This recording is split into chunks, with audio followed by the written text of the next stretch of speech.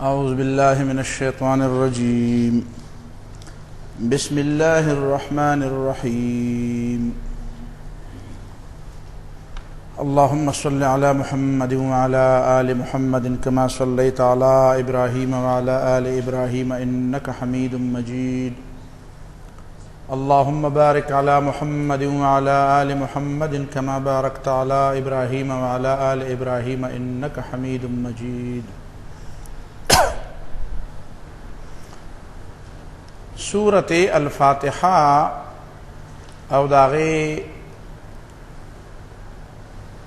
تفسیر او تشریح تاسو واوریدا. اس دو خبرې نور د فاتحه سره متعلق دي او داغه متعلق لغونه بیان ضروری دي. اوله خبره دا چې دا سورة الفاتحه په مانځه کې د دې د ویلو څه حیثیت ده. او دویمه خبره د آمین ده چې آمین د فاتحه د لوستو نه بعد آمین ویل سنت دي. نو آیا آمین په زور وایو او کپټي وایو؟ دا دو خبرې ضروری دي. دا څه قسمه خبرې چې هغې کې د ائمه او حضراتو او د صحابه کرامو او د سلفو او د خیر القرون اختلافي. نو بل ورځ تا د قرطبي عبارت زده کړی دی چې په دې کې دواړه طرفونو ته دلایلي او د دې په بنیاد باندې په یو بل باندې فتوی لګول دا گناهی او دا درست نه. البته اختلاف د راجح او د مرجوح، اختلاف د اولا او د غیر اولای، اختلاف د حق او د باطل نه. خو چې کله دا اختلافات او د دې مسلو واک د اهل علم په لاس کې، نو بیا خبرم د دغه حدود پوری. او چې کله د اهل علم په ځای باندې د سپکو خلکو په لاس کې، د جاهلانو په لاس کې او د زدیانو په لاس کې دا اختلافات راشي او هغې ته خبره وځي، نو بیا فتوا بازیم شروع شي او بیا اختلاف د حق او د باطل شي او بیا د کفر او د اسلام اختلاف ته جوړ شي. امام ابن تیمیہ رحمه الله یو رساله لیکلې ده تنوع العبادات، او هغه اوس ځان له هم ملاویږي او په دې فتاوا کې هم ده. نو په دې تمامو مسایلو په باره کې هغه دا رایې پیش کړې چې دا اختلافات د ائمه په دې مسایلو کې دا اختلاف تنوع دی. هر جانب سره دلایل دي او دا دواړه طرفونه درست دي. خو په یو خبره باندې د عمل کولو دپاره په شریعت کې آسانی ده. نو د هغې آسانۍ دپاره دواړه پهلوګان ذکر شوي. چا یو پهلو واغستو، چا بل پهلو واغستو. او که اختلاف ده، نو دا اختلاف هغه څه نه دی چې د دې په وجه باندې د خلک امتونه او ډلې تقسیم کی او جماعتونه دې بدل کی او یو بل پسې د مونځ پرېږدي او په یو بل باندې د کفر او د فسق او د ضلالت فتوی ولګوي. د اختلافاتو دپاره څه بنیادونه وي او هغه ځان له مستقله موضوع ده. اختلاف په تعویل کې راځي، اختلاف د لغت په استعمال کې راځي، اختلاف د نحوی ترکیب د وجه نه را پیدا کیږي، اختلاف د حدیث د مختلفو الفاظو د وجه نه را پیدا کیږي، بیا د سندونو د وجه نه را پیدا کیږي. په سندونو کې چې کوم رجال دي دا غ رجالو کې وجنه اختلاف را پیدا کیږي. په یو حدیث کې الفاظ یو شانتی راغلي دي په بل کې بل شانتی راغلي دي، په یو کې کم دي په بل کې زیات دي. نو دا د اختلافات او وجوهات. نو د سورۃ فاتحه په باره کې چې کوم ډیر لوی اختلاف جوړ شوی دی او ته به وایې چې د اسلام او د کفر مسله ته جوړه شوې ده، نو دا غیم دا وجه ده چې دا اختلاف د اهل علم په ځای باندې دا د جاهلانو په لاس کې ورغلی دی. دا د هغه چا په لاس کې ورغلی دی چې هغه ته خبر نه دي، خو څه وایي چا ورته څه ویلي دي. او دارنګې د آمین بالجهر او بالاخفاء د دې وجنا زه بعضې دلایل ذکر کومه او زما د خبرې خلاصه تایید کړه چې دواړه جایز دي. لیکن بل طرف ته مصیبت دا دی چې کوم خلک چې هغه ته دا خبره وکړي هغه خو کاڼي ولي او ته نرمه خبره وکړي، نو هغه وایي چې جوړ د ده سره دلایل نشته. دا دی نرمه خبره ځکه کوي زمونږ دې ته غلطه نشي ویلی، ځکه چې د ده سره د فاتحې د نه ویلو دپاره د سراډو دلیل نشته، او یا د آمین بالسر دپاره ورسره د سراډو څه ثبوت نشته. دا دی ځکه نرمه خبره کوي. دا د بیکار خلکو او د نااهله خلکو او د کمظرفو خلکو طریقه داسې ده چې ته د اعتدال خبره وکړي، نرمه خبره وکړي، نو هغه د نرمي په کمزورۍ باندې محمول کړي. هغه د نرمۍ دا مطلب والی چې د سره جوړ دلیل نشته. نو بس زمونږ هم فإلى الله المشتكى من ابناء هذا الزمان، مونږ هم په داسې دور کې یو چې په دې دور کې جوړ دغه صورت حال. نو دا بعضې خبرې به ته د دې مجبورۍ د وجې نه اورې چې دا زمونږه مجبوري ده، او هغه هم ټول دلایل ما نه دي ویلي او نه ټول دلایل ویلی شم په دومره لږ وخت کې. هغه چې بیا تاسو د احادیثو کتابونه وایه، ترمذي وایه، بخاري وایه، نو هلته کې به بیا تفصیلات راځي. دلته خو صرف اجمالي غوندې بیان کړ. د فاتحې په باره کې اولنۍ خبره دا ده چې آیا فاتحه په دې مانځه کې متعینه ده که نه د فاتحې نه علاوه ام سړی بل صورت ویلی شي؟ اولنۍ اختلاف دا دی. په دې کې د امام مالک رحمه الله او د هغه د ملګرو دا رای ده چې فاتحه معینه ده، متعینه ده، د امام د پاره هم او د منفرد د پاره هم، او په هر رکعت کې لازمه ده. د امام ابو حنیفه رحمه الله او د امام سفیان ثوری رحمه الله او د امام اوزاعی رحمه الله سره د یو اختلاف نه دا رای ده چې د فرضیت په حیثیت باندې خو فاتحه متعینه نه ده. نو بعضې حضراتو د امام ابو حنیفه رحمه الله د مسلک نه ځان پوره نه دی خبر کړی، نو هغه دا وایي چې احناف دا وایي چې فاتحه د سره متعینه نه ده. حال دا دی چې د امام ابو حنیفه رحمه الله رای دا ده چې فاتحه بطور فرضیت متعینه نه ده، فرض نفس قراءت ده. او د فقه په کتابونو کې تا دا ویلی دي چې قراءت نفس قراءت فرض ده د فاتحی او که د غیر فاتحی، او تعین د فاتحی واجب ده. خود په ځان نه دی پوی کړی، نو د مسلک خطا نقل کوي. احناف ویلی دي چې نفس قراءت دا خو چې اصول شاشي چا ویلی هغه تم پته چې نفس قراءت د فقرأوا ما تيسر من القرآن پر روبانه فرض ده. نفس قراءت فاتحی که غیر فاتحی.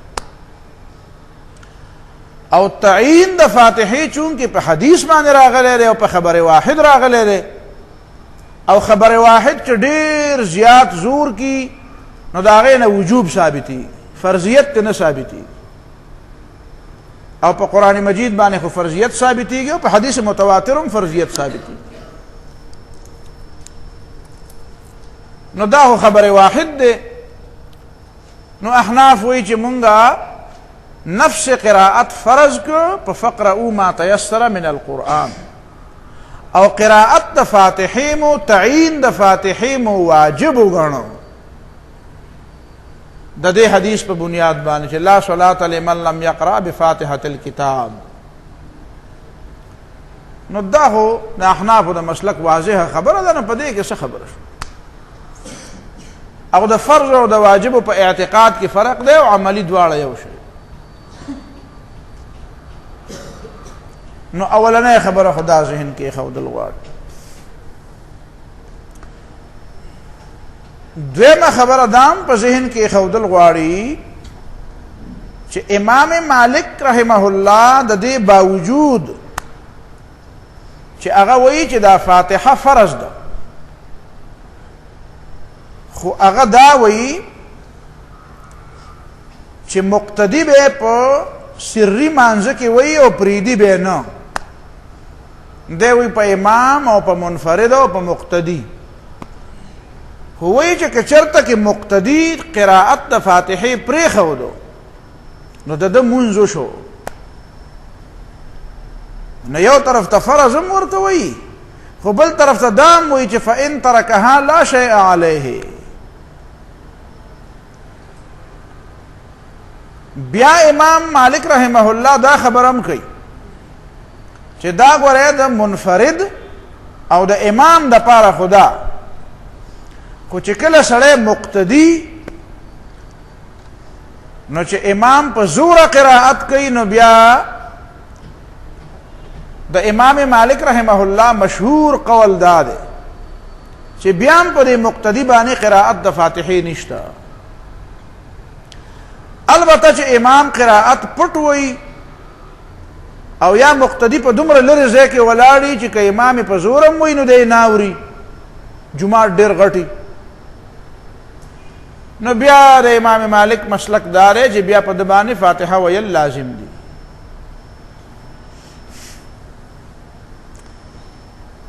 دینه پس بیا د مقتدی خبره کوو. خبره موږ دومره تفصیلي نشو کولی، دی که خو دننه ډېرې مسلې. مقتدی دپاره چې دی په امام پسې ولاړي نو د ده د قراءت د فاتحې څه حیثیت دی؟ نو د ټولو نه اول پکې یو حدیث واوره او یو اجماعي مسله پکې واوره. هغه اجماعي مسله دا ده چې پای کې د هیچا اختلاف نشته، چې دا دې یادوي نو بیا به وروستو مسلې زده کولو کې اساني. چې هغه مقتدی چې امام یې په رکوع کې لاندې کړ، مقتدی راغی او چې دی راغی نو امام رکوع ته ښکته شوی و، نو په دغه وخت کې د دې مقتدي دپاره څه حکم دی؟ نو په دې باندې د تمام امت اجماع ده، مالکیان دی او که شوافی دی او که حنابله دی او که ظاهریان دی او که احناف دی، د دې ټولو په دې خبره باندې اجماع ده چې ان ادرک الامام راکعا نو فالامام يحمل عنه القراءة. د چې امام په رکوع کې لاندې کړ نو بس امام د ده په ځای قراءت ویلی دی، فاتحه هم ویلی ده او سورت هم ویلی. نو اذا ادرکه راکعا یکبر ویرکع ولا یقرأ شیئا. دی به رکوع کوي، الله اکبر به ووایي، نو یو تکبیر تحریمه به وایي، هغه به په ولاړې وایي، او بل به تکبیر الانتقال وایي د ولاړې نه رکوع ته، او سیده به رکوع له راځي. او چې په رکوع کې د امام سره استوا وکړه نو د رکوع لاندې کړه، چې دی رکوع له راغی او امام په رکوع کې و او په حالت د رکوع کې د دې دواړو اجتماع راغله نو د رکعت لاندې کړه. دا اجماع دلته ما تا ته تفسیر قرطبي نه را نقل کړی ده، د سورۃ فاتحه په تشریح کې هغه اجماع. خو دې کې چا اختلاف نه دی کړی. اوس اوس که پکې څه خلک اختلاف کوي نو دا جدید اختلاف دی او د جدیدیانو اختلاف ورته معتبر نه دی. پخوا پکې چا اختلاف نه و کړی. اوس موږ داسې کله کله ځای په ځای څه ګونارې مونارې اورو چې ځینې خلک پکې اختلاف کوي. نو د دې اختلاف او د دې اتفاق لاړو څه اعتبار نشته. اعتبار چې د چا اختلاف له او د چا اجماع له نو هغه یو ځل خبره خلاصه کړې او چې یو ځل اجماع راشي نو هغه بیا د یو څو کسانو په اختلاف نه ماتېږي بلکې هغه کسان بیا ګناهګار چې د اجماع نه خلاف کوي. اجماع داسې شی خو نه دی چې ورځ تر ورځې به بدلېږي. یو ځل اجماع وشوه بل ځل به سړی راپسې چې هلکه زما پکې دا رایه ده نو ورته یې ستا نه وخت تللی دی ستا نه وخت تللی. لا عطر بعد العروس په عربۍ کې خلک وایي لا عطر بعد العروس. د واده نه پس په عطر به څه کوې؟ عطر خو په واده کې خیر په کارېږي به وروسته خو اصلي ځای هغه دی حاج. او یا په پښتو کې وایي چې اختر تیر شي نو نکریزې په دیوال وتپه. بیا خلک په دیوال صفیا کې تپي ته په نکریزې وتپه. په اختر کې د لاسونه سره نه کړو اوس لګیا یې نو ستا نه وخت تللی دی. دا اولنۍ خبره ذهن کې کېنه. بیا د دې نه بعد یو آیت دی په قرآن مجید کې وَإِذَا قُرِئَ الْقُرْآنُ فَاسْتَمِعُوا لَهُ وَأَنصِتُوا لَعَلَّكُمْ تُرْحَمُونَ. چې کله قرآن ویلی کېږي نو غوږ ورته کېږدی او چپ شئ. د دې آیت تعلق د څه سره دی؟ نو د امام ابو حنیفه رحمه الله خبره نه کوم، د امام احمد ابن حنبل خبره به وکم او د امام ابن تیمیه خبره به وکم رحمهم الله. امام احمد ابن حنبل قول نقل شوی دی په المغنی د ابن قدامه کې او دا د حنبلیانو د مسلک معتبر کتاب المغنی لابن قدامه. هغه وی چې اجمع الناس ان هذه الآية نزلت في الصلاة. اجمع الناس د اهل علم په دې باندې اجماع ده چې ان هذه الآية نزلت في الصلاة. دا آیت د مانځه مبارک نازل دا د المغنی د ابن قدامه.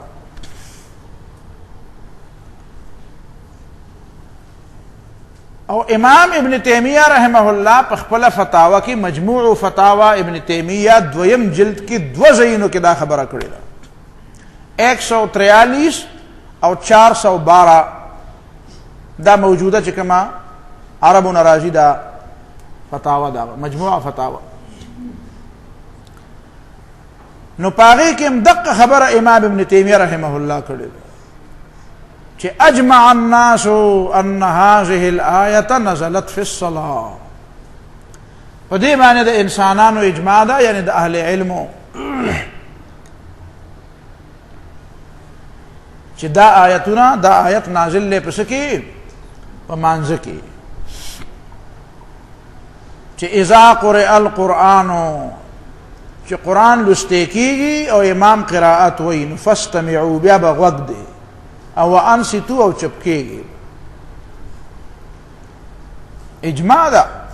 اوس د دې اجماع نه بعد چې بل څوک بیا بل قول کوي نو هغه هم خرق د اجماع کوي، هغه هم د اجماع خلاف کوي، هغه لا يسمع لقوله دا بیا نه اورېدی کېږي. اوس به ډېر خلک راپاسي وایي چې نه جي دا خدا هغه په باره کې نه دی نازل. هسې یو ورکوټې غوندې اشاره واورېست چې دا د مانځه په باره کې نه دی نازل نو بیا د څه په باره کې نازل دی؟ جي دا د خطبې په باره کې نازل دی. حضرات وایي دا د خطبې په باره کې نازل دی، د جمعې خطبه. نو اذا قرئ القرآن فاستمعوا له وانصتوا دا مکی دی دا آیت که مدنی دی؟ حاجی دا خو مکی آیت دی باندې خو به خیر دی اډو باس ونه کو چې خطبه جمعه په مدینه منوره کې وکړه په مکه کې هم وه خو خیر دی اډو دا به ووایي چې دا آیت هم مدني دی او دا د خطبې په باره کې نازل هم دی. نو بیا هغه مسلې سره به څه کوو چې احناف دا وایي چې امام خطبه وایي نو سړی به تحیت المسجد هم نه کوي او هغه 2 رکعاته تحیت الوضو به هم نه کوي او سنت او نفل به هم نه کوي چې خطبه وایي چې امام خطبه وایي. او ته پکې یو خبره دا هم کوي چې نه چې امام خطبه وایي نو سړی به پاس راځي او 2 رکعاته نفل به خامخا کوي. نو بیا خو تا د دې آیت د سره یو مصداق هم پیدا نه کړو. د دې آیت مصداق ستا په نس سو احناف ویلیو، مالکیانو ویلیو، حنبلیانو ویلیو، احمد ابن حنبل ویلیو چې دا په مانځه کې نازل دی، تا وی دا په مانځه کې نازل نه دی، دا په خطبه کې نازل دی. مې زه په خطبه کې شو چې په خطبه کې شو نو هغه خبره به پرېږدې که به اوس هم وایي. احناف وایي چې امام خطبه وایي نو ته به مونځ نه کې او ته وایي چې نه 2 رکعاته به کې، خیر دی که امام خطبه وایي. نو ما وایي چې واذا قرئ القرآن فاستمعوا څه شو؟ د دې مصداق ستا په نس دا او هلته دې هم سړي ته وایي چې پاسه ځان لمونځ کوه. نو امام چې خطبه وایي نو هغه به فاستمعوا او انصتوا وایي که ځان له به څه وایي چې نفل کوي. دا پکې هسې ورکوټې غوندې خبره په دې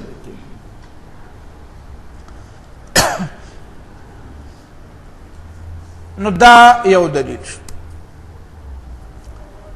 دویمو دلیل دی چې هغه رسول الله صلی الله علیه وسلم یو ځل واورېده چې خلکو قرائت کاوه او د هغې تفصیل راځي رستو. نو نبی علیہ الصلوۃ والسلام فرمایل چې مالی انازع القرآن، داسې چل دی چې د قرآن او زما په منځ کې اختلاط راځي. زم قرائت کوم او بل څوک هم قرائت کوي، دواړه قرائتونه را یوځای کېږي. نو خلق ورته ووایي چې مونږه قرائت کوو او د هغې الفاظ دا دي. بل ځای کې د هغې الفاظ د عباده ابن صامت دا راغلي چې صلی بنا رسول الله صلی الله علیه وسلم بعض الصلاة، نبی علیہ الصلوۃ والسلام مونږ ته یو منځ التي یجهر فیها بالقراءة، داسې منځ چې په هغې کې قراءت په زوره کېدو. نو فالتبست علیه، نو قراءت په ملتبس ګډ وډ شو. فلما انصرف، چې سلام یې وګرځو نو اقبل علینا بوجهه، مونږ ته را متوجه شو. فقال وی فرمایل هل تقرؤون اذا جهرت بالقراءة، تاسو قراءت کوئ چې کله زه قراءت کوم؟ فقال بعضنا، نو بعضو پکې ووی چې انا نصنع ذلك، مو خو داسې کوو. نو فقال، نو نبی علیہ السلام فرمایل فلا، بیا داسې چلو نه کې. وانا اقول ما لي ينازعني القرآن، زه وایم چې دا قرآن زما سره بحث ولې کوي، اختلاف را سره، جګړه را سره ولې کوي؟ زم وایم او بل څوک هم وایي داسې چل کېږي. د مقتدي د هغه اثر د وجې نه د نبي علیہ السلام هغه قراءت باندې اثر پرېوته، نو د هغې نه تعبیر په منازعې سره. نو دلته خو په دې روایت کې خدا دی چې فلا تقرؤوا بشیء، بیا ونه لولئ چرته من القرآن اذا جهرت، چې کله زه جهر کوم، الا بام القرآن، سوا د فاتحینا. او په دې مخکینی روایت کې دا خو د رستو د ابو داود او د ترمذی روایت، په دې خو به رستو خبره کوو، خو مانه ته صرف اسې تفصیل. دا مخکې مالی انازع القرآن بغیر د دینه چې په هغې کې د فاتحې استثنائی. په ابو داود او ترمذی کې د عباده بن صامت روایت دی، په هغې کې خو د فاتحې استثناء چې فلا تقرؤوا بشیء الا بام القرآن، د فاتحې نه بغیر بل څه مه وایه. خو دلته چې دا روایت چې دی دا په موطا کې نقل شوی دی او په مسند احمد ابن حنبل کې نقل شوی دی، او امام احمد ابن حنبل هم وایي او امام مالک هم وایي چې اسناده صحیح، دا په صحیح سند نقل شوی دی. نو هلته په دې کې دا نشته، دا استثناء د الا بام القرآن استثناء پکې نشته مطلقاً. او ترمذی براواله نو فانتهى الناس عن القراءه، نو چې چا قراءت کاو نو هغه قراءت نه منی شو. نو اول دلیل خدا چې امام په زور قراءت کوي، نو دې د مسند احمد ابن حنبل او د موطا د امام مالک د روایت مطابق نبی علیہ السلام منی کړه او خلق منی شو. فانتهى الناس. دویم دلیل دا ده چې رسول الله صلی الله علیه وسلم فرمایي چې انما جعل الامام ليؤتم به، امام د دې لپاره مقرر شوی دی چې پاغه پسې د خلق ورپسې. نو فاذا ركع فاركعوا او اذا سجد فاسجدوا او اذا قرأ فانصتوا، چې رکوع کوي نو رکوع کوي او چې سجده کوي نو سجده کوي او چې کله قرائت وي نو چپ اوسېږي. واذا قرأ او چې کله امام قرائت کوي نو فانصتوا، نو بیا چپ شي. دا اذا قرأ فانصتوا روایت چې ده دا د امام ابن ماجه په خپل کتاب کې نقل کړي، ابن ماجه سنن ابن ماجه، او ابن ماجه وایي چې اسناده صحیح، اسناده صحیح، دا صحیح سند والا. او مسند احمد ابن حنبل کې نقل شوی دی او ابن المنذر کې نقل شوی دی، او په مسلم کې نقل له او کنه ده نقل، نو سو کوئی پکې نقل له او سو کوئی پکې نه ده نقل. خو ما وی زبنن مسلم پکې پخپل وګورم خو مقرات ملاو نشو چې تعالی مې راوړې وې په باب التشهد کې، چې مسلم باب التشهد کې نقل له واذا قرأ فانصتوا. خلق وی دی په مسلمه سے حواله ورکړې ما پکې پیدا نه کوي، نو چې پته لګېدلې وې چې پکې پیدا شوی دی کنه ده پیدا شوی، مسلم باب التشهد. واذا قرأ فانصتوا. یو بل روایت ده پکې چې من کان له امام فقراءة الامام له قراءة، خدا روایت فی الحال پریدو او په دې نور خبرو باندې بحث. د دې روایتونو د دې آیت او د دې روایتونو په بنیاد باندې د امام ابو حنیفه رحمه الله رائے دادا او مشهور رائے دا چې چا لپاره امامي او امام قراءت په زور وي او کپټي وي نو دی با فاتحه هم نه وي او غیر فاتحه به هم نه وي.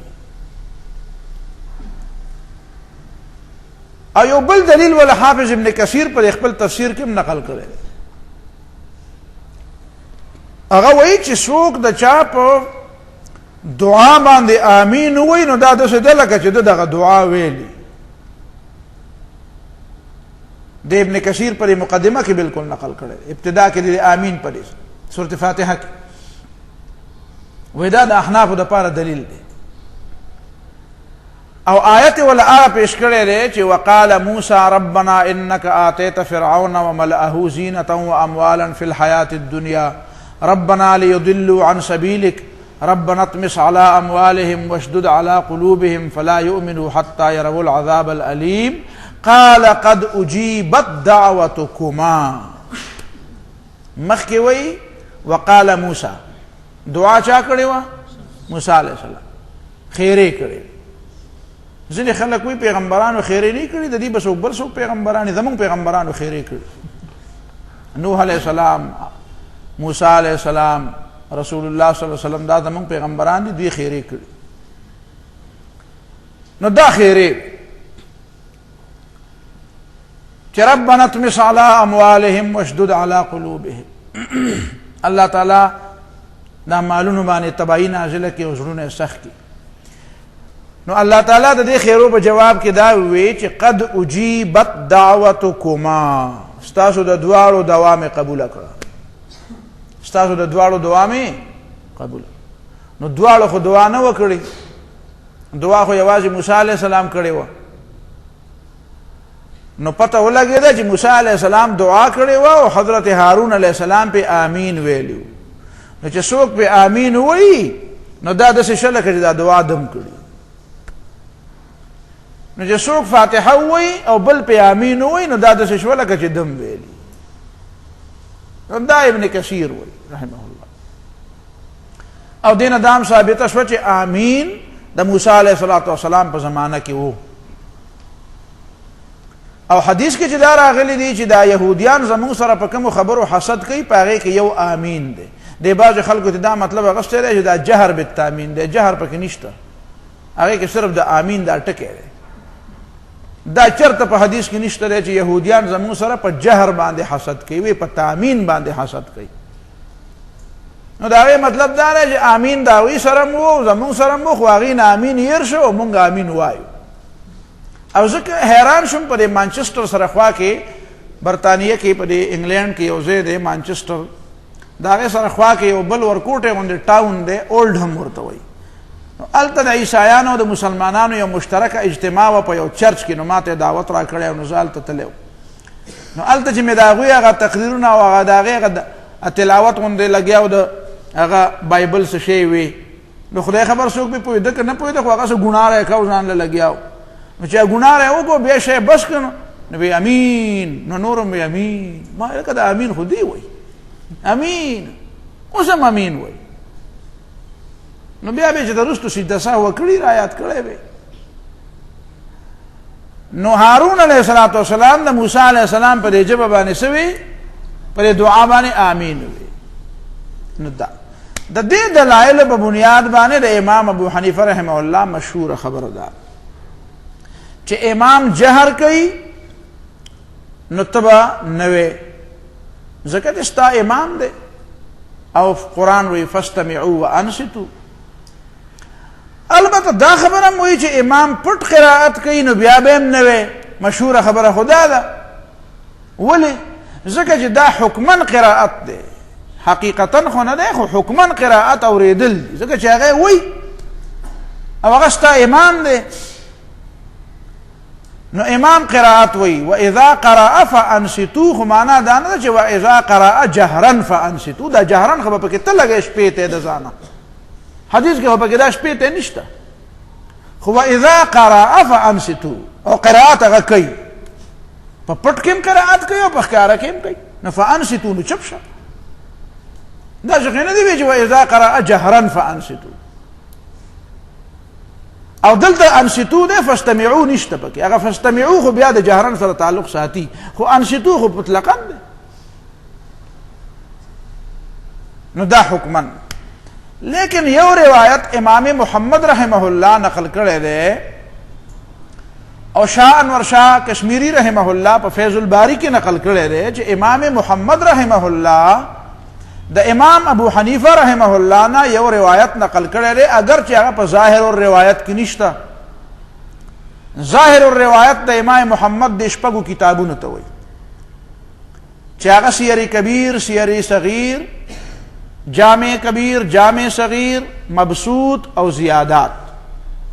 دا شپږ کتابونو باندې چې کوم د شپږو کتابونو کې چې د امام ابو حنیفه کوم روایت نقلی نو دې ته ظاهر الروایت وایي.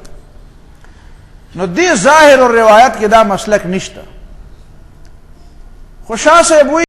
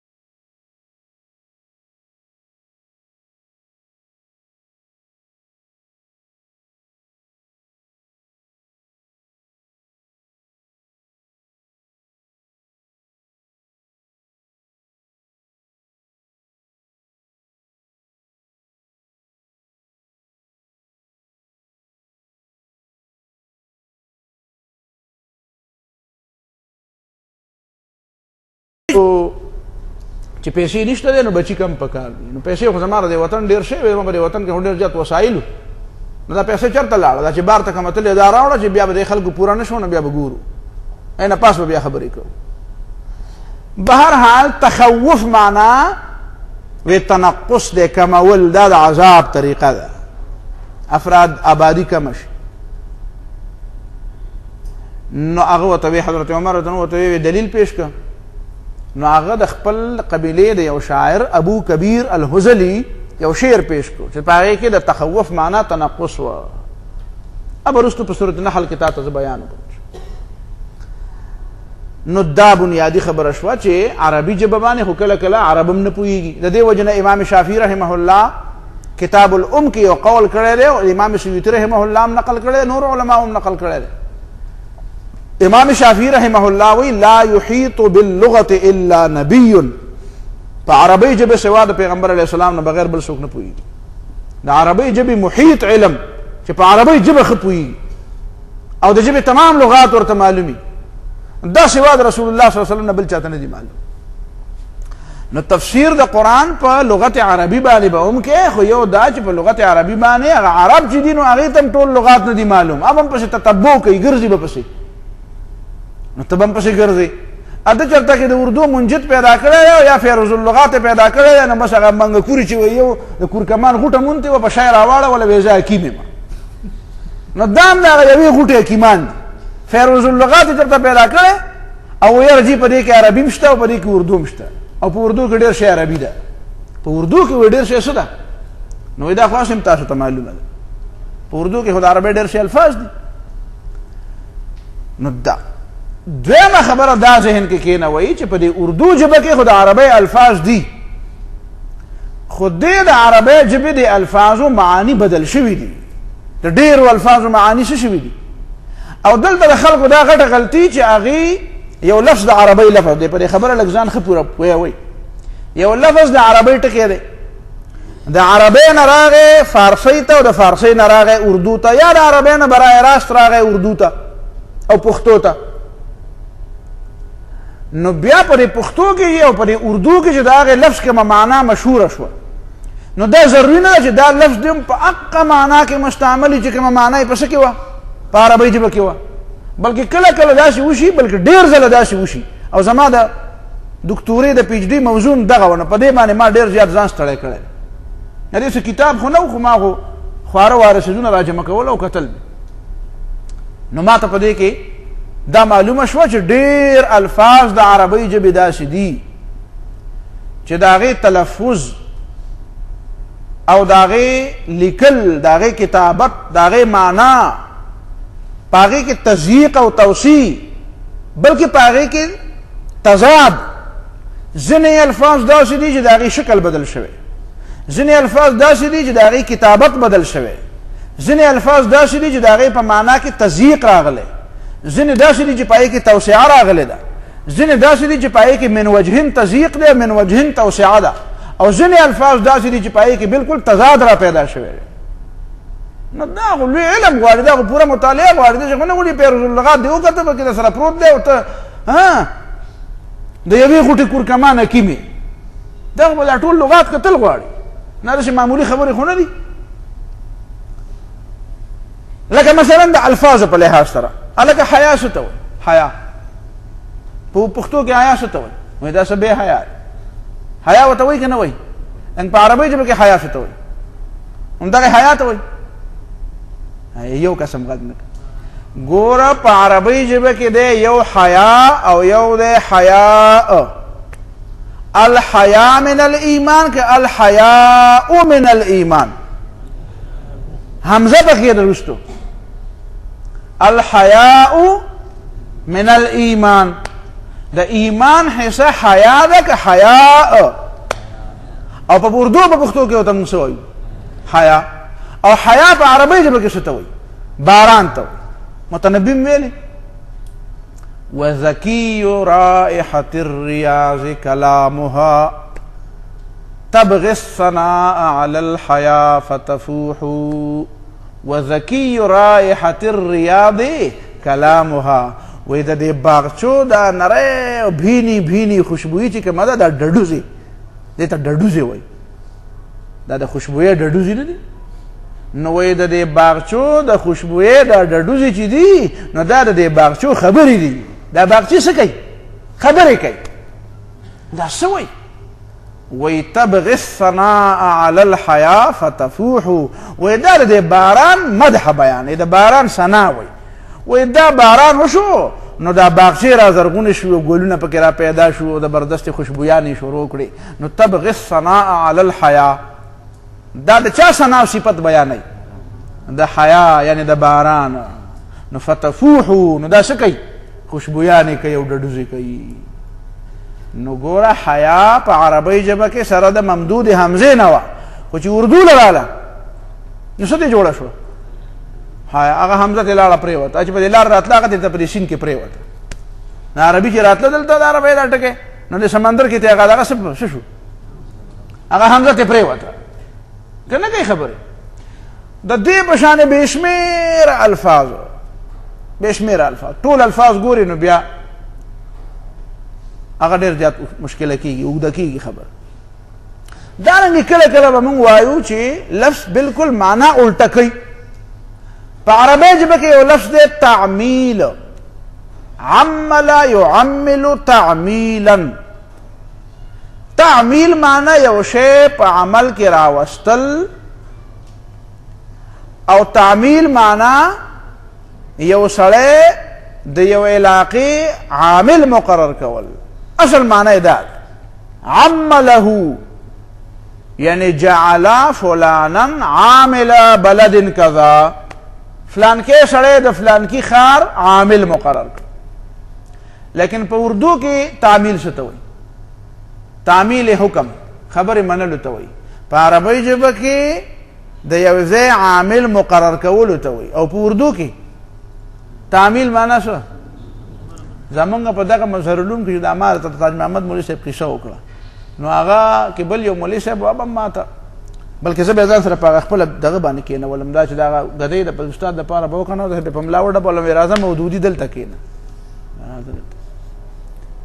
نو سبق کې به اکثر دلته کېنول نو هغه ډېر زیات ډېرې خبرې به راته کولې نو هغه ماته یو ځل ویې ستاسو د جماعتیان نه یې ستاسو په عربۍ هم نه پوهېږئ نو ما یې څنګه وایي تاسو جلوس څه ته وایې ما دا خلک چې روان دي وایي چې روان نو هغه ته جلوس وایي څه پوه شو جلوس څه ته وایي لکه راځئ چې جلوس وباسو د باران د دغه د بجلۍ خلاف څه وباسو جلوس نو جلوس خو کېناستو ته وایي او دا چې خلک روان دي که ناسي جلوس کې خلک روان دي که ناسي څه وایي تاسو ته وګوره مړه وایي په عربۍ نه پوهېږئ او لګیا یې وایي چې مونږ اسلامي نظام راوړي نو ما دا اردو د عربي خو نه ده یعنې په عربۍ ژبه کې جلوس څه ته وایي هلکه جلوس دی معنا څه ده کېنه او په اردو کې جلوس څه ته وایي چې بار ته وځو ټوپونه وو چغې او چغارې او څه پوهې شوې په خبره زه خیره خوا به پسې نه ځم نو دا جلوس خبره باندې پوه نه شوې مظاهره څه ته وایي مظاهره والذین یظاهرون منکم من نسائهم نو مظاهره خو په قرآن کې هغې ته وایي زهار او مظاهره یو شی دی او تاسو ټولو مظاهره کړې ده تاسو په مظاهره کې شریک شوي تاسو کې نه یې شریک شوي جومات کې ناستې شابه چې چا مظاهره کړي هغه لاس اوچت کړي نو دا والذین یظاهرون منکم من نسائهم دغه مظاهره هم کړې هغه مظاهره جدا ده او دا بله مظاهره څه ده جدا ده نو دا عربي ده او دا اردو ده عرس په عربۍ ژبه کې څه ته وایي عرس واده ته وایي عرس څه ته وایي بلکې عرس چې دی هغه طعام الولیمه ته هم وایي د واده نه بعد چې کومه ډوډۍ وي هغې ډوډۍ ته هم په عربۍ ژبه کې څه وایي عرس وایي او په اردو کې عرس څه ته وایي وایي د پلانکي بابا عرس دی نو هغه بابا نه واده کړی دی که هغه منجورانې واده کوي نو کېدی شي په خبره تاسو ونه رسېدئ نو عرس هلته کې څه ته وایي چې هغه پلانکی مړ دی بابا دی مزار دی د هغه مزار والا بابا د په یاد کې یو څه شی دی څه پروګرام دی پروګرام تاسو په دې خبره باندې نه پوهېږئ نو هغې ته په عربۍ ژبه په اردو کې هغې ته څه وایي عرس ورته وایي او په عربۍ ژبه کې عرس ته وایي واده ته وایي یا د واده عروس سړی تم وي او ښځې تم وي چې کله ما داما فی عرسهما چې لا دواړه نوي واده شوي یو بل ته نو هغه نوي چې واده شوي هغه نوي واده شوي ته خو ناوې وي خو هغه چې نوی واده شوی هغه ته څه وایي په پښتو کې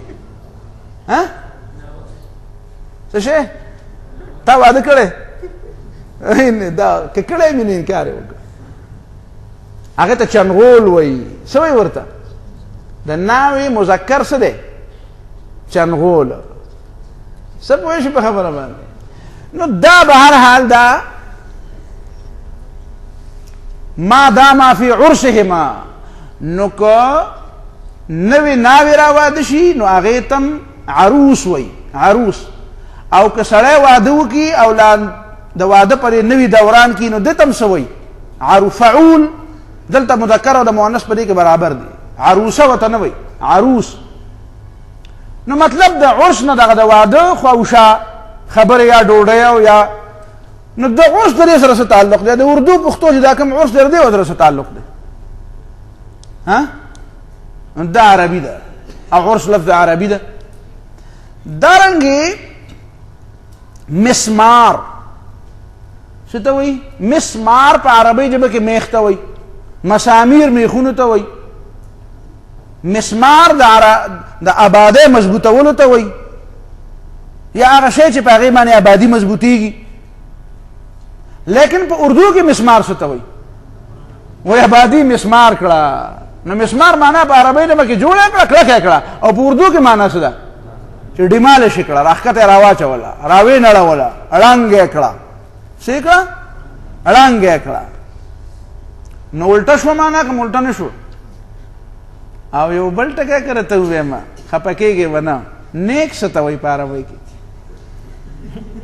نیک ګوره ناکه یا نیکو دا به په عربۍ کې ویم په پښتو کې نه وی ناك ينيك لفظ صريح في معنى النكاح أصرح لفظ في معنى النكاح د نکاح لپاره چې په عربۍ ژبه کې کوم صریح لفظ دی نو هغه دی ناک ینیکو د حضرت عبدالله بن عباس یو شعر پکې دی په شرح الوقایه کې چېرته شته شرح الوقایه کې مې چېرته کتلی هغه را روانو د حرم نه د عرفات نه را روانو په اوښه باندې او شعر یې وی ای وکن یمشین بنا حمیسا ان یصدق الطیر بنا ننک لمیسا لمیسا د هغه وینځه وه نو لیکن په پښتو کې نیک څه ته وایي نه ټول خلک نیکان دي نو دغه نورو ته بیا نیکان وایي پوهېږې په پښتو باندې نو دا خو بلکل څه بل شی دی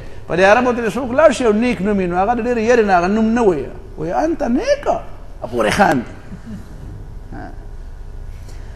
خو صرف دومره ده چې دا یا په اردو په پښتو کې لږه غونې مجهوله ده په عربۍ ژبه کې یا یې معروفه ده دا تقسیم هم د وروستو خلکو کړی دا په عربۍ کې دا تقسیم نشته دا یا یې معروف او یا یې مجهول دا تقسیم هم په عربۍ کې نشته دا زمونږ په اردو کې دا تقسیم دی دا یا یې معروفه ده او دا یا یې مجهوله ده چې دا یا چې کومه داسې بلکل ښکاره کې که نه نیک نو دې ته یا یې معروف وي او نیک کور دې ته وایي کور دې ته وایي څه وایي مجهول او کور دې ته څه وایي وایي معروف نو به هر حال دا یې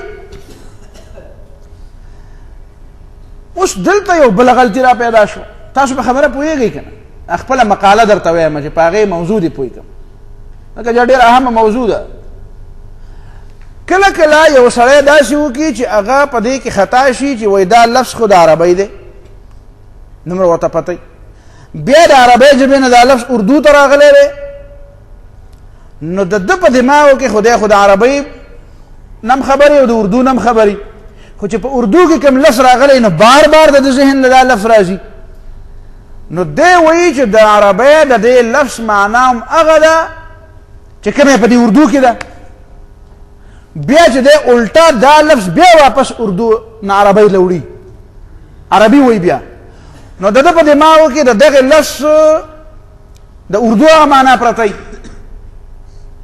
نو دی دغه لفظ په عربۍ ژبه کې د اردو په هغه معنا کې استعمال کی او دلته دا خیال چې دلته د عربی ټکی او دلته دا معنا وه او د عربی ژبې کې ما استعمال کړه او دغه معنا ده. نو خبره د کوم ځای نه کوم ځای بوځي. دې کې به درته دوه مثالونه ووایم او هغه دواړه مثالونه د دې زمانې د خلکو دي. هغه یو خو وفات شوی دی زمونږ د استادانو استاد نو نوم یې نه علم او بل ژوندی دی نو نوم یې نه علم او زما ډېر محترم دی نو نوم اخیستو ته حاجت نشته خو عبارتونه به یې راته وویم. دا یو محترم په عبارت کې او کتابونه دواړه د ما سره شته زه ګورم. نو یو محترم په کتاب کې لیکلي دي په یو کتاب په مقدمه کې. اوس ګوره مصروف یو ټکی دی. څه شی؟ مصروف. هلکه موږ په اردو پښتو کې مصروف څه ته وایو؟ مشغول ته. مصروف بیزی. نو مصروف د عربی ډول لفظ دی. د ده په ذهن کې دا ده چې مصروف عربي ده په عربی کې معنا هم دقه ده. نو بیا چې په عربی کې لیکلی دی نو یو کیسه خپله کړې ده چې ما خو کتاب لیکه خو وکنت فی تلک الایام مصروفا جدا وکنت فی تلک الایام مصروفا جدا. مطلب یې خو د په ذهن کې ټیک دی چې زه په دغه ورځو کې ډېر زیات مصروف وم. نو په عربی ژبه کې د مصروف معنا دا ده چې زه په یو لار روان وم خو چا دې بل طرف ته واړولم. نو هغه عرب چې دا ګوري نو هغه به ورته وایي چې یاره دا به چا اړولی څه چل به شوی او د ده مطلب خو دا دی چې زه ډېر ناوزګاره وم. ما دا خبره خو اسانه ده سړی وایي زه ناوزګاره وم.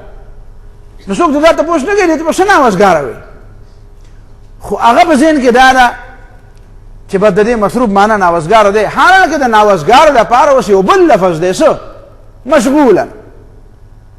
نو چې هغه ته مشغول وې شغلني الامر عن کذا شغلوني عن ګوره په حدیث کې راغلی دي که نه ملأ الله بیوتهم نارا شغلوني عن الصلاة الوسطى.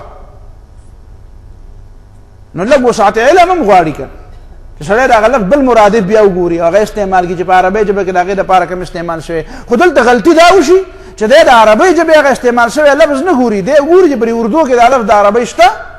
دا ځکه وایم چې دا مریدانو د هغه غلطۍ دی درته واضح کومه که نه که په خبره پوهېږي هله چې مریدان وایي چې په عربۍ ژبه کې خو په اردو کې خو ډېر شی عربي ده او اردو مونږ له راځي نو دې معنا دا ده چې نیم عربي مونږ له راځي. نو ما چې تا له کوم عربي درځي هغه ته نیک یې ځکه دله درځي نیکه تا له داسې عربي درځي په خبره نه پوهېږي. نو كنت حينئذ مصروفا جدا. نو مشغولا نه وایي مصروف خو دا خو لا دومره غټه خبره نه ده خو د دې نه بله ډېره زیاته غټه غلط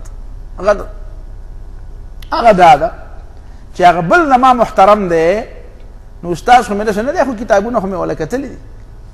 نو هغه لیکلي دي اوس فرض کا غرور یو لفظ دی. غرور په عربۍ ژبه کې څه ته وایي؟ دوکې ته. زخرف القول غرورا. زخرف القول غرورا معنا دوکې دپاره. غرور شیطان ته وایي. غرور وغرهم بالله الغرور فعول وزن دی. فعول بمعنى الفاعل راځي او غرور خو مصدر دی. نو وغرهم بالله الغرور. لیکن په پښتو په اردو کې غرور څه ته وایي؟ تکبر ته وایي. په پښتو په اردو کې غرور څه ته وایي؟ اوس د کتاب په عربۍ کې لیکلی دی او په عربۍ کې په یو فصل کې د الله تعالی صفات بیانوي. نو د الله تعالی په صفاتو کې وایي چې لا ينبغي الغرور لأحد الا لله. نعوذ بالله.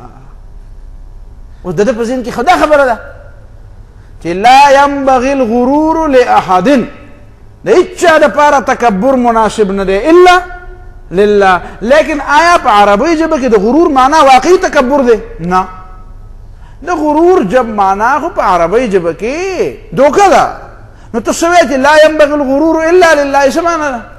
خدای خلکو له دوکې ورکوي که خدای له څوک دوکې ورکوي؟ نه خدای چا له دوکه ورکوي او نه خدای له څوک دوکې ورکوي. هغه چې یخادعون الله وهو خادعهم دا خو بله معنا ده که نه هغه د هغې مشاکله شوه. نو دا یو بنیادي خبره ده. دا دومره عظیمه غلطي چې وشوه دا ولې وشوه؟ نو دا د یو عالم نه چې هغه په عربۍ ژبه هم پوهېږي په علوم هم پوهېږي اخلاص هم ډېر دی تقوا هم ډېره ده او د علم دریابونه دي. دا دواړه مثالونه چې ما درته د کومو علماو پېښ کړل لیکن هغوی نه دا خطایي وشوه چې هغوی د اردو ژبې کې چې د عربۍ الفاظ دې خبرې خطا کړو، ځکه دې خبرې ته توجه نه کړه دا کومه تا ته ما بیان کړه. نو دا کواتیک چې کوم دي او خرایر، نو دا کواتیک او خرایر چې نه تقوا شته او نه عقل شته او نه دومره ایمان شته، مریدان، نو دا مریدانو کې به څه دومره دی به څنګه دې غلطۍ نه بچ شي؟ نو هغه نه خو په خطایه دا غلطي وشوه او دی به د دیده دانسته دا غلطي کوي او دا به وایي چې زه جوړ ډېر د علم کار مې وکړو. ته به وایې چې هغه نه غلطي شو ده نه وشوه، ما نه هغه نه یو غلطي وشوه او په خطایه کې ته نه وشوه، په ناپوهۍ کې ته نه وشوه، پوه نه شو او دی به سره د پوهې نه دا دومره ډېرې بې شماره غلطیانې به کوي. او دویم فرق دا هم دی چې یو سړی د غلطۍ نه ځان د بچ کولو کوشش کوي خو چې بچ نه شي نو هغه ګناهګار نه دی. مجتهد کله کله اجتهاد وکړي خطا شي نو بیا ګناهګاري که ثواب ملاوي، او چې لارې بالکل غلطۍ طریقې بالکل غلطۍ نو بیا خو الټه ګناه ملاویږي اگر چې حق ته ورسېږي. لکه وروسته به تا ته زه ووایم چې د قرآن مجید تفسیر بالرأی کوي نو فاصوابه او صحیح تفسیر مو کوي نو فاخطأ، دا هم خطا شو، ده ته اډو اجر نه ملاوي ځکه دا طریقې غلطه ده.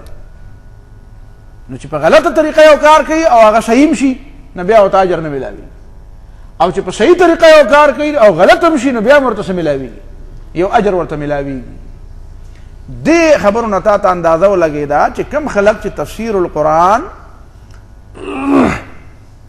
باللغة العربیه کوي او خاص کر زمونږ د بر صغیر خلک او دا موجوده عربم، یوازې زمونږ د بر صغیر خلک نه، دا موجوده عربم، دا هم د کومې د قرآن په عربۍ په دې کې کوم علما دي پوهېږي، علما خو پوهېږي په دې کې چې کوم اهل علم، خو عام چې ګریجویټ وي که نه عام په دې کې چې ګریجویټ نه چې ماجسټر هم کړی ام هم کړي هغه هم پرې نه پوهېږي څو پوره چې جوور علم د قرآن او سنت نه زده کړی نو هغه پرې هم نه پوهېږي.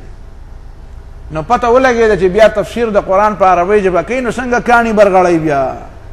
شریف مولوي صاحب د الله تعالی وبخښي زموږ استاد ور دی باجوړ، نو هغه به وایي دا پلانکی سړی غیر منزل قرآن وایي، هلته یو کوشی بابا و پرې خوشحالګړ کې، نو هغه به ته به وایي قرآن وایه، نو هغه به وایي عسى ربکم ان یرحمکم، په ځای به وایي عسى ربکم ارحامکم.